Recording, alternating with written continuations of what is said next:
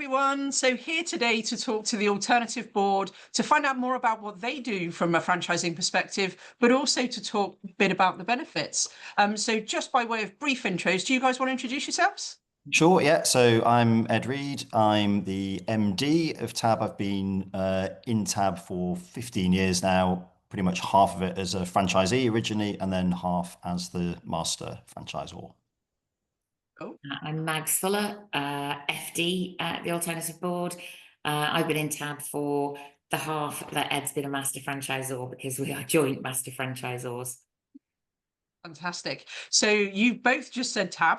The key thing here is, what is Tab? What does that mean? And what does your franchise concept look like in the marketplace? Okay, shall I tackle that one then, Mags? Yeah. So it stands for the Alternative Board. We essentially exist to improve the lives of SME owners in the UK, well, around the world actually, but our little bit is the UK. And we do that in a number of different ways. But when we first started, we focused almost entirely on bringing SME owners together in peer boards, hence it being called the Alternative Board. It was a fairly new concept, certainly to most people who we were talking to as kind of prospects. And since then, we've basically developed the offer to be kind of beyond peer boards and coaching. And now we do, we'll maybe talk about it a little bit later, but strategic leadership team stuff. We do management development stuff, and we've got an amazing kind of online portal as well that people can go to and help kind of plan their business through that. And there's almost 50 of us around the UK, sort of mostly franchisees and people working, with them. And then we've got a small but perfectly formed central team of 6 of us in Leeds. Fab. So I guess the key thing is understanding what makes franchising fit. So I can talk stats in a minute, but franchising is all about a proven business model with the opportunity to let somebody come in and sort of take a copy of that business and run it in their local area. So from your perspective, what are the kind of key attributes that you look for in a franchisee? So that was one of the questions that Max said I could answer as well. So I'll do that, and then I'm definitely going to let her speak. So in terms of our franchisees, the first thing is they've got to care about other people and care about helping businesses as a fundamental, which therefore means they've got to have a bit of empathy and social skills and all that kind of stuff.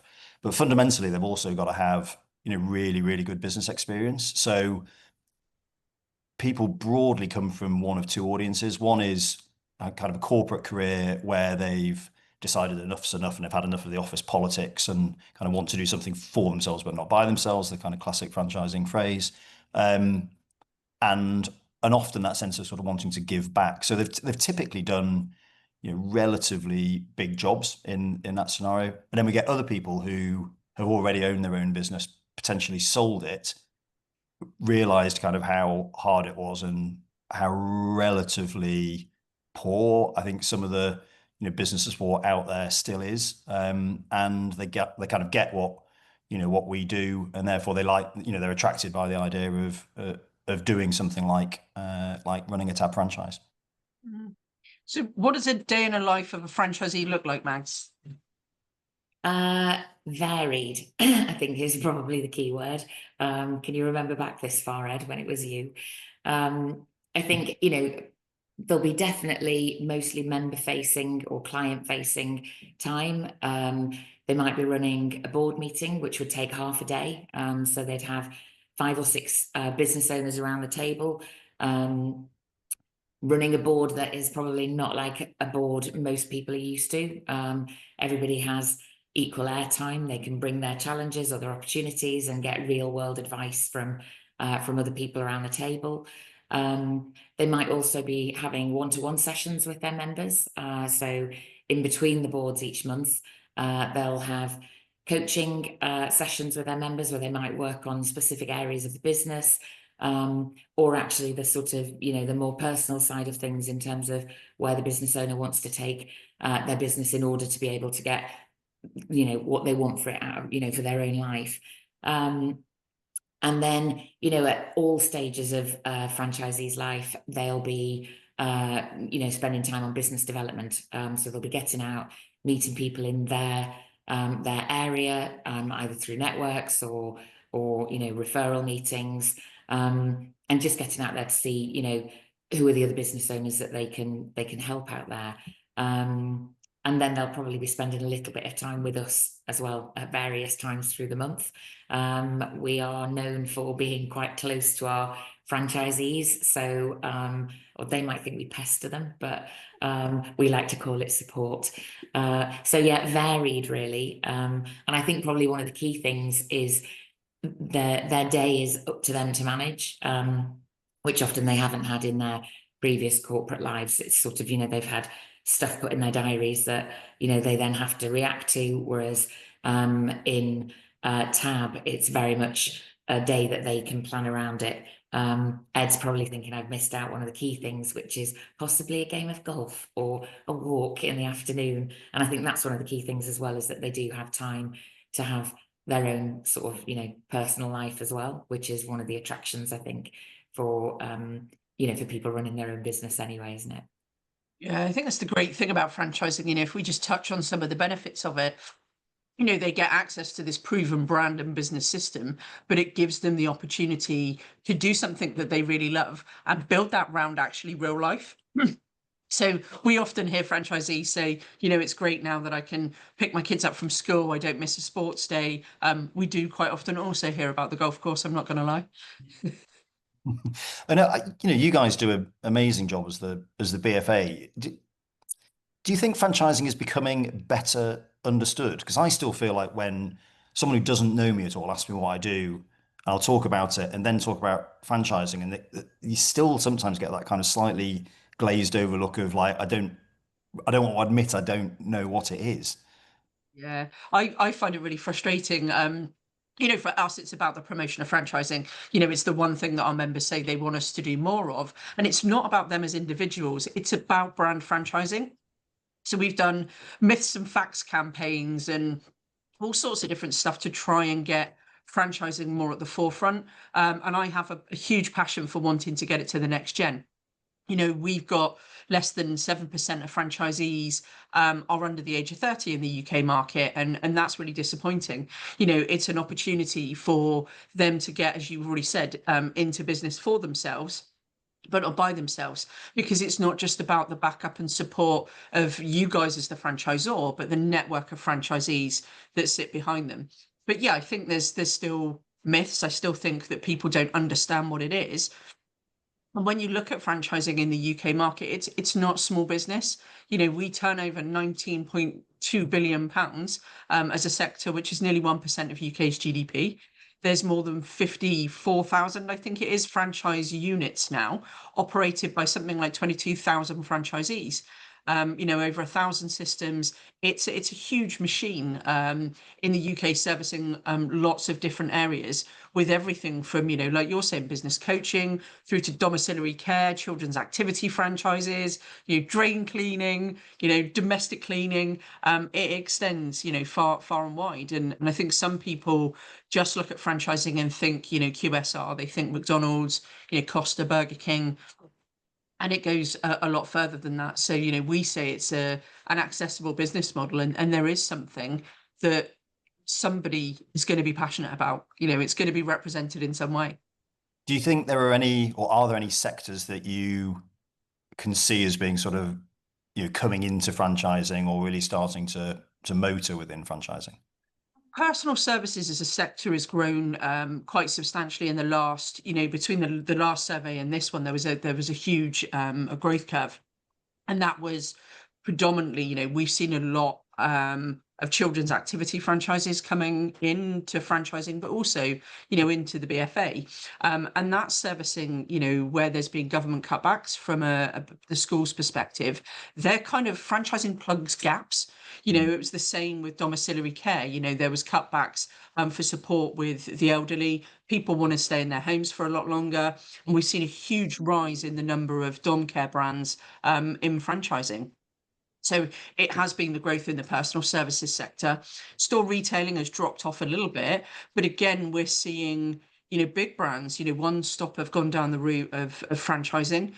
Co-op, now, a hugely established brand, particularly in the UK market, and they are taking co-op to a different level. So going into sort of university campuses, into hospitals, and really raising the awareness of their brand from a franchising perspective. So, it's nice to see some big corporates supporting franchising as well.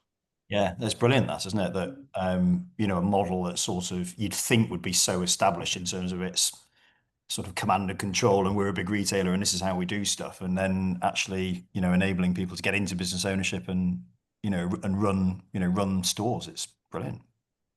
Well, we see like evolving journeys, don't we, all the time? And you guys have obviously changed a lot. You said it's 15 years and you're celebrating that at the moment.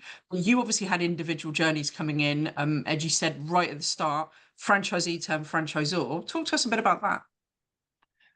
Yeah. So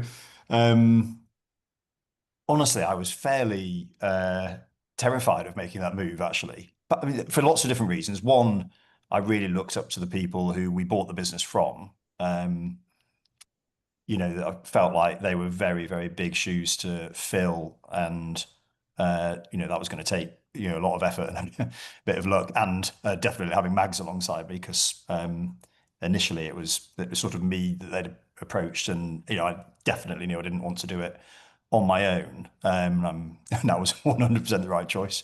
Otherwise, it would have been a disaster.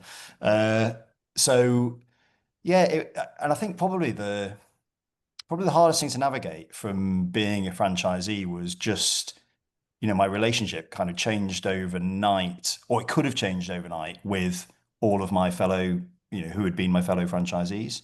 And just, I guess I just tried to work really hard on, maintaining those relationships, but, ensuring everyone understood that I was now wearing a different hat. And, that's actually where, having the value of, Mags alongside me for, kind of counsel almost on kind of how to handle some of that, because, some of the franchisees were very cool about it and some of them were probably a little bit less cool about it. So it just took a bit of a transition, really. And now I think it always helped, though, didn't it, that if we were introducing anything new or changing anything, I think the fact that you had been there in their shoes did help. The fact that you also still ran a board of your own and still do, I think kept that connection there, so that it was something that you were piloting as well, or you were taking on. It wasn't just, there was still a connection, probably still is, a bit thinner now, but there was still a connection to you with the franchisees, which I think has always helped. Yeah. Have you seen, Pip, other examples of networks where people have moved from franchisee to franchisor, or is it such a bad idea that no one else has done it? No, only a couple. So we've seen franchisee assisted management buyouts, and that happened, in Tax Assist. We've seen franchisees turn franchisor in the same way that you did, particularly more in the children's activity sector. There's been a couple of those, but yeah, I think it's, you get somebody that's a very passionate individual, and it's not that the way that the originating franchisor has worked, but they see an opportunity to do more and take it to the next level. I think with franchising, you don't buy into a franchise as a franchisee for life. You buy into it very much with the view that you want to build a business and eventually realize the return on investment. You sell it on to somebody else, who will take it to another level.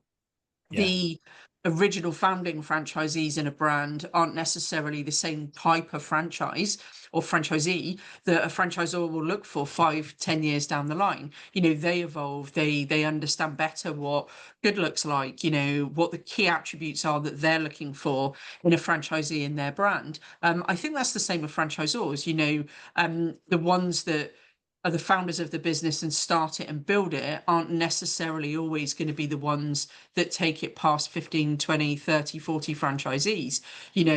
It becomes a different beast when you start to manage, tens and 20s of franchisees rather than 5 or 6. So I think it's a really natural journey, and I think it's a nice thing when it's a franchisee from within a network that buys, because they know how to do it. You know, they've walked in the shoes, but they can also understand the challenges that individual franchisees face, because you know it isn't you are buying a proven business system, but it doesn't mean that it's not really bloody hard work to get a business off the ground. You know, you go through normal day-to-day challenges, but there are real emotional challenges with owning your own business and growing it as well. Yeah, no, absolutely. That kind of people aspect is massive. I know that's a really big thing for you, Pip. Every time you talk, passionately about kind of people being this kind of beating heart of the franchise community. So, what do you think it makes it so special that the Exactly what you just said. It's the community. You know, we say quite openly we're a franchise family. You know, I don't know any other business model where franchisor and a franchisor from competing brands will be in the same room discussing challenges, but every business in franchising has the same issues. It's how do I grow, recruit, support, manage, motivate, and exit franchisees. And I don't mean exit in a bad way, I mean in a good way. Resales are a common thing. A third of all UK franchises are now resales. And I think more than half of the franchisors that we surveyed are now looking at, offering a resale opportunity in the next sort of 12 to 24 months.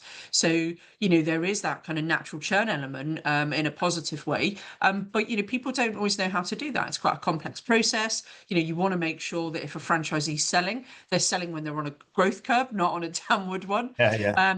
So it's getting them to think about it from the start. So, the sharing of best practice in franchising, sharing wins, sharing challenges, and just learning and growing together is what makes franchising really special. No one is alone, because someone's walked the walk before you, and if they haven't, they'll stand shoulder to shoulder with you while you walk it together.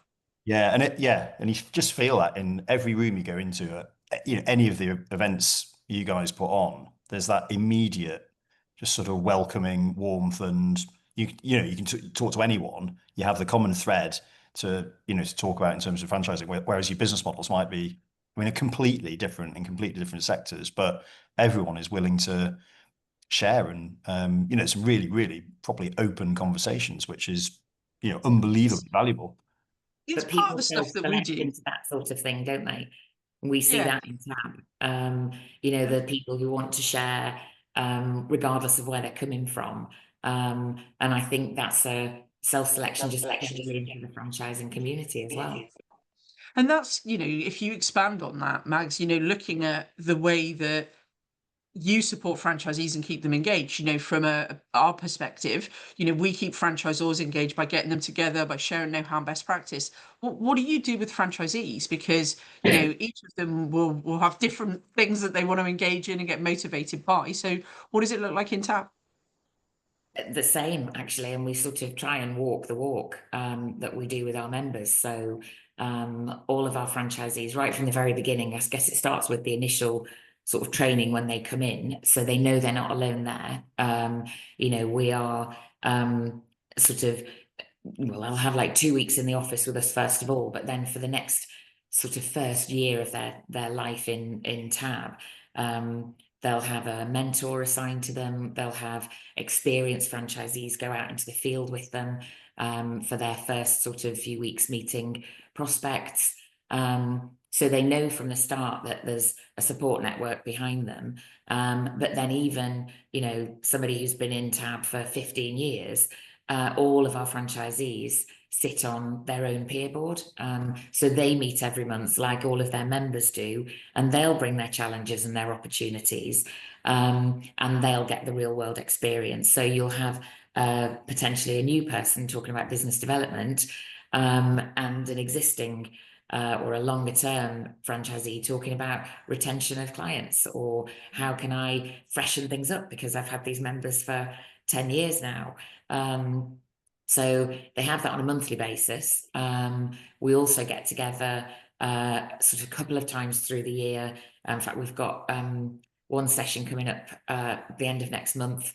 We call it Lifelong Learning, and we get all of the franchisees in the room together for 2 days, talking about, you know, whatever they think is important at the time. So it might be, how do we compete or embrace with AI? You know, and I think we feel quite comfortable that actually the empathy and the personal support that we offer business owners is always going to top, you know, ChatGPT really for sort of most of their concerns. But then we have, you know, the most important bit where most of the chat is done is at the social in the evening. And that's where they really get together and talk about what's going on. We have our conference every year. We've got ours coming up in March this year. And actually we introduced last year just some socials. So we do one up in the north, one in the south. We all get together. Some people play golf, don't they, Ed? Some people go for a walk. Yes, they do. And then we all meet up in the evening and have a bite to eat. And they'll talk about work, but actually it's not about that at all. It's just about them getting together as a community. So I think for us, the key thing is just contact and meaningful contact. So it's not just, oh, I've got a phone call, I'll have to make it. It's making sure that that's a real two-way process between us and the franchisees, but also making sure that they've got the opportunity to do that with each other. Yeah, no, that's amazing. You've had some that have been with you for 15 years, you know, which is a long journey for somebody.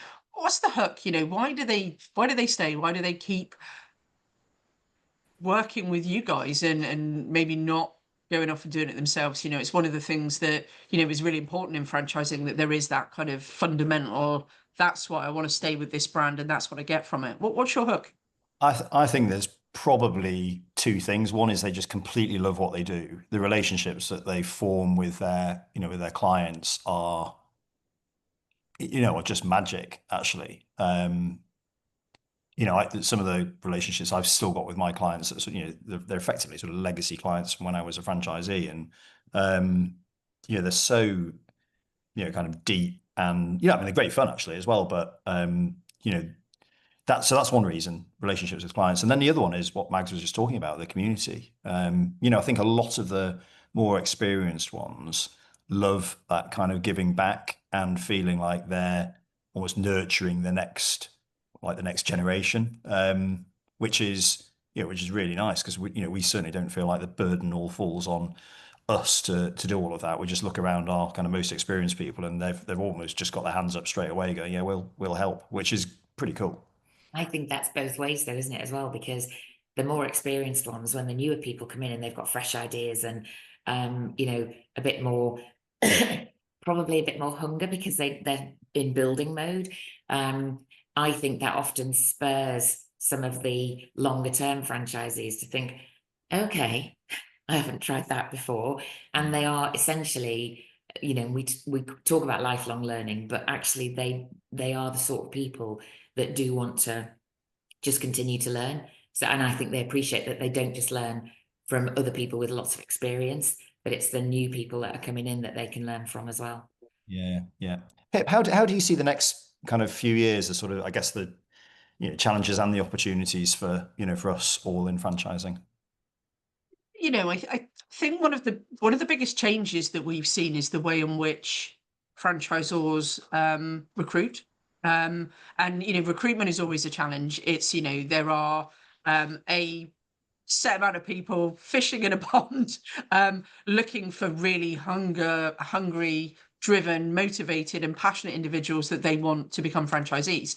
So, one of the challenges is always making sure that there is a pond for franchisors to fish in, which means raising the awareness of franchising, educating people that maybe haven't thought about it on what franchising is, but what good franchising is.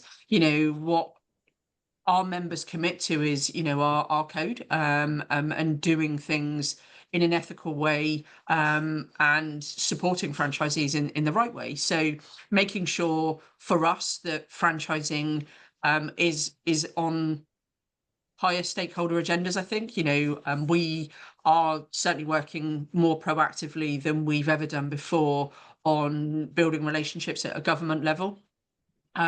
We want to build relationships with educational institutions to be able to educate much earlier about franchising as a business opportunity. But it's constantly just getting the word out there that this is a great thing to do. And the stuff that I have isn't sexy. I can give you numbers, I can give you stats, but what makes franchising appealing to other people is other people's stories. It's the stories of franchisors that have been in business for 15 years that are still doing it at the grassroots, so that they know what it looks like and how it works and how it should evolve. And for me, that's really important. So it's getting our members engaged in collective promotion of franchising as an opportunity.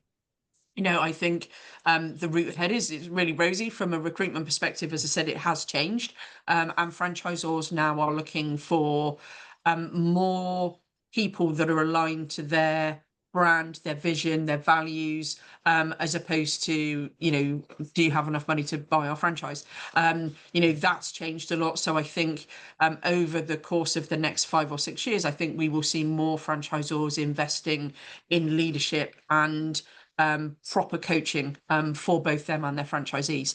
Because at the end of the day, in a lot of businesses, franchisees will also manage large proportions of staff. And it's not necessarily something people have done before, from a leadership level. So I think that's some of the ways that education in franchising will change. But, we've seen growth for 20 years in franchising now, in terms of the number of franchisors, the number of franchisees, the turnover of the sector. So I think we will continue to see growth.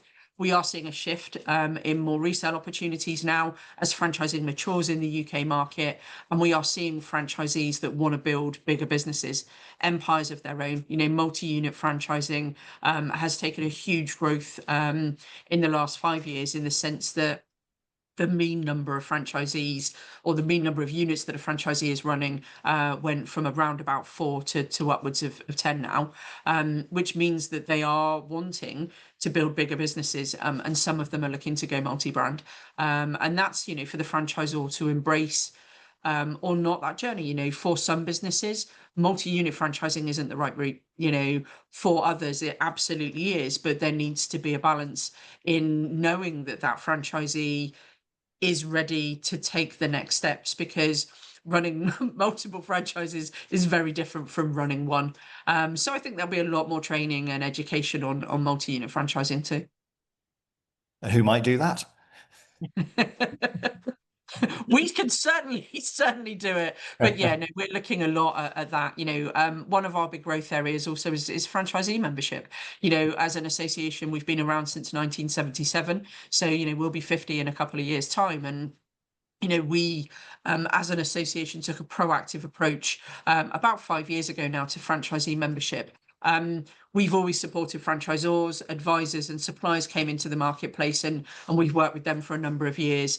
But for us, really getting the benefits for franchisees down and right, so that they can engage and be part of the association too, is really important. We celebrated our 2000th franchisee in franchisee membership not so long ago. We've got active franchisee champions working with our franchisor member brands. So it will be sort of a condition of membership going forward that you put forward a franchisee champion and you start getting your franchisees engaged, because as an association, they're the ones at the grassroots. They're the ones that are building businesses and brands in their local community.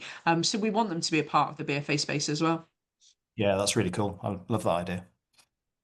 What about you guys? So, what's the next sort of few years look like for Tab, and where are you going to take the brand next?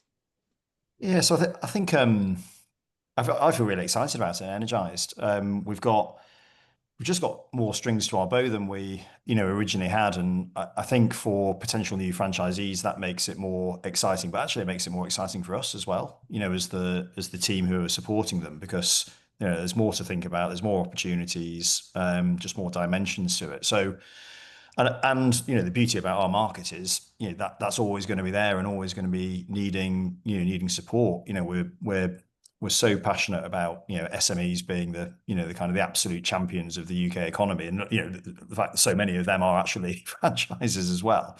You know, they still fall into that bracket, and you know, the fact that we kind of continue to evolve to support them and, you know, work out what they need, trying to respond to the, you know, the market needs. You know, we'll just keep doing that for as long as we keep going. What have I missed, Mags? Hopefully, it won't just be a 15-year journey. You know, we're talking to you in another 5 years for your 20 and your 25 years. Glad you didn't say 50 like the BFA, because that might have felt like a bit of a stretch. Listen, I'm not that old. I wasn't there for the whole of it. Only half of it. We'll see you in 5 years' time.